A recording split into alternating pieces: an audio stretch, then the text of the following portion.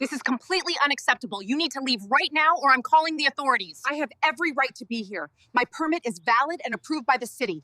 Blue strobes bounced off the wet asphalt, and the air tasted like cold metal and burnt coffee as our HOA security cart slid to a stop.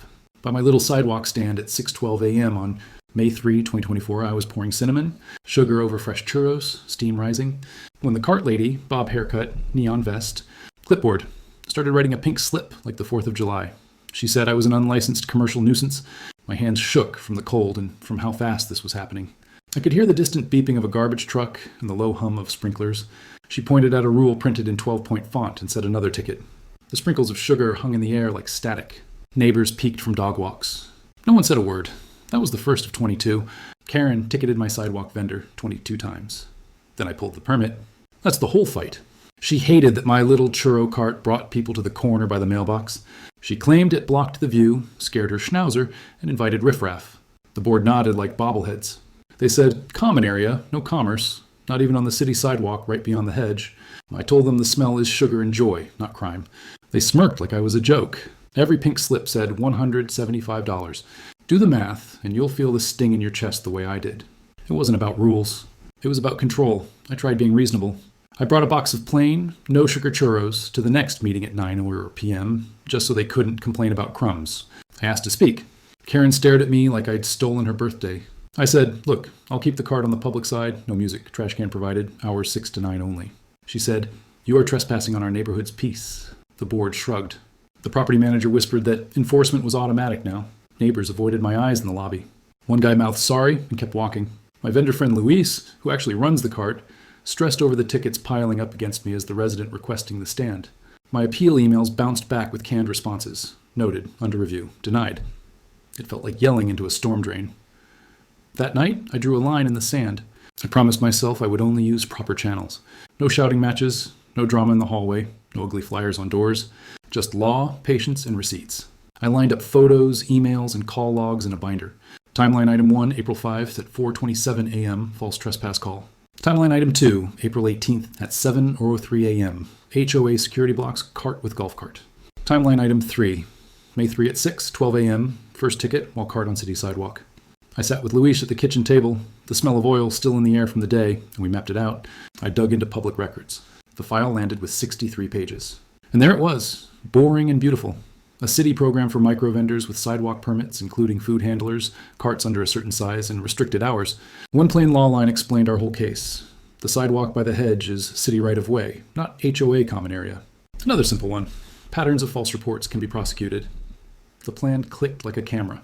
I booked an appointment with the city vendor office, paid the fees, sat through a food safety vid with a smiling cartoon avocado, and answered every question.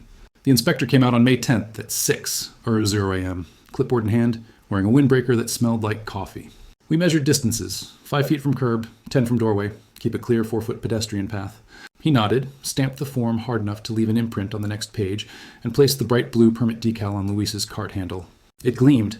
We set up normal like it was any other day. I swear the birds got louder. Karen arrived like a storm front at 6:08. She raised her phone, started filming, and barked at security for a ticket. Before her pen touched paper, I said, hold that pose. The inspector turned, flashed his badge, and said, ma'am, they're permitted under city code. He read the section number out loud. Then I opened my binder. The pink slips. The timestamps. Her emails, CC'd to the board calling Luis a vagrant. The inspector asked whose authority the tickets had under a city program. Karen blinked like a computer error. Neighbors stopped and formed a half circle. Cameras up. Someone whispered, oh wow, it's going down. A kid on a scooter asked if churros were free today. Luis grinned and kept serving like a machine, quiet and calm. I said, for the record, I set the binder on the cart, turned to my phone camera, and walked through it in plain words. The blue decal in frame, the sidewalk measured, the dates and times.